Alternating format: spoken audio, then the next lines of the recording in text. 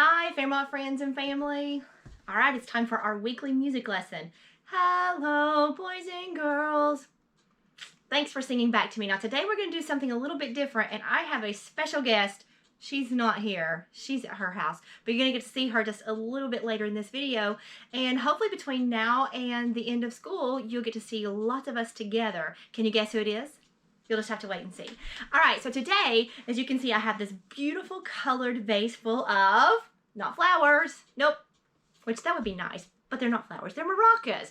Exactly. So today we're going to talk about the maraca a little bit. The maraca is a really cool instrument. It actually came from, well, there's maracas from different countries, from all over the world. But from what we trace a lot of our history back from the maracas, it's from the Puerto Rican Indians. Now, I can't say their name and do them justice, but basically what they did is they took like a fruit of a jawara tree, and they would hull it out and let it dry on the inside, and then they would put some kind of a little pebble or a stone and a stick on the end of it, and it created a rhythm instrument. Now, this rhythm instrument is very, very famous in the Latin American music. Now, if you remember up on our genres of music posters, that was the far last one that we had that was actually made, and it was the pretty light baby blue, and it always had the picture of the maracas on it. Now, Latin American music is lots of salsa and samba music. It makes you just want to get up and dance, full of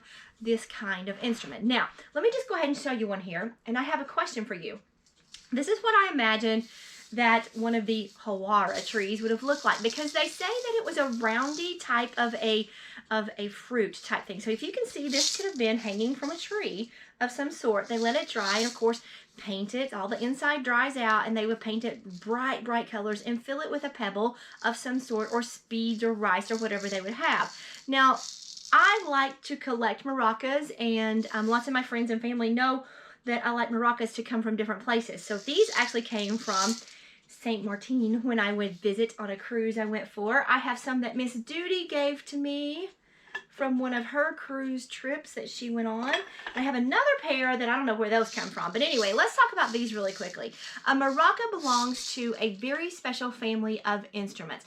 Now think about the other side of the music room. We have 4 posters over there that have families of instruments on them. We have the string family, the percussion family, the brass family, and the woodwind family. Which one do you think this instrument belongs to? Yes, it belongs to the percussion family, because percussion instruments can either be strikers or shakers or scrapers. Now, the maraca is a very, very cool instrument because it can fall into 2 of those categories. I can't scrape it and get any sound at all, but I can shake it. Now, what's happening with that, or the pebbles or the beads or the rice, whatever's inside here, is shaking around in that shell, and that's how we're getting that sound, that rhythmic sound. Now also, it can be a striker instrument. You don't want to do a maraca, a real maraca, very hard, but you can take your hand, tap, tap, tap, tap, or tap. I've also played them like this, to where your fingers are just tap, tap, tap, tap, tap. So if you want a very quiet, very soft sound of a maraca, you can play them like that. So now on maracas, let me teach you how to play a maraca properly. You don't want to shake the daylights out of them, because that's crazy. It creates no sense of rhythm, and all you're doing is just making a very loud, annoying sound. So when you're playing a maraca, you actually want to hold the maracas. Let me see if I can get some different ones out of here. Hold the maracas by the stick, and you want to shake in a downward motion. And that way you can get an up and a down motion. Now,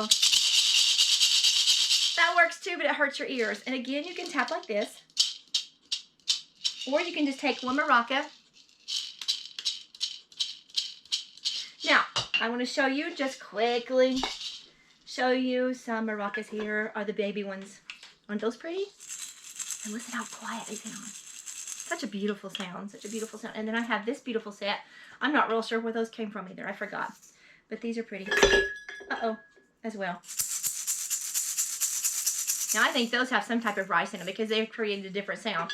And can you imagine why they created a different sound? Because of their shape and whatever is inside of them. Now, I have some cool ones that you guys have seen at school. These are manufactured plastic maracas, okay? So the baby one, I love the baby one. It's a little keychain. Listen to those.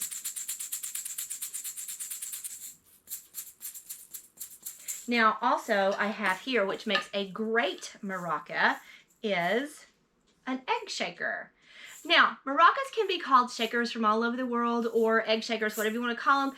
And I really don't like for you to call them just shakers. I like for you to call them their real name, what they are, maracas. But in this case, it is a shaker. It is truly an egg shaker. It's a maraca-like instrument, but this is an egg shaker. So watch.